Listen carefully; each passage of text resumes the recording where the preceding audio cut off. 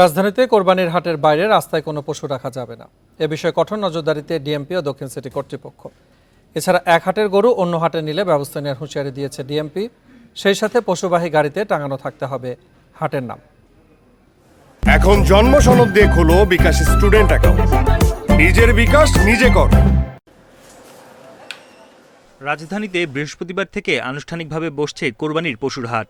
এরই মধ্যে স্থায়ী অস্থায়ী হাটগুলোতে পশু আনা শুরু হয়েছে। হাটে নেওয়া হয়েছে সব প্রস্তুতিও।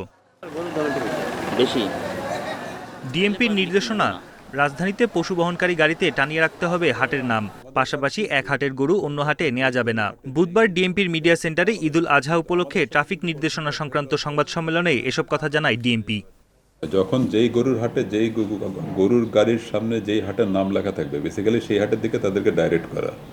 এখন অনেক সময় তাদের মাঝখানে অনেক সময় অনেক ভেস্টেড কোয়ার্টার যদি চলে আসতে পারে, অনাকাঙ্ক্ষিতভাবে কোনো ঘটনা ঘটতে পারে, আমাদের পক্ষ থেকে কিন্তু কোঅর্ডিনেশনের কোনো অভাব নেই। ঢাকায় রাস্তার উপর কোরবানির পশুর হাট বসানো যাবে না বলে সতর্ক করেছেন ঢাকা দক্ষিণ সিটির মেয়র। বলেন, সড়কে হাট বসিয়ে বিশৃঙ্খলা ঠেকাতে কঠোর নজরদারি থাকবে।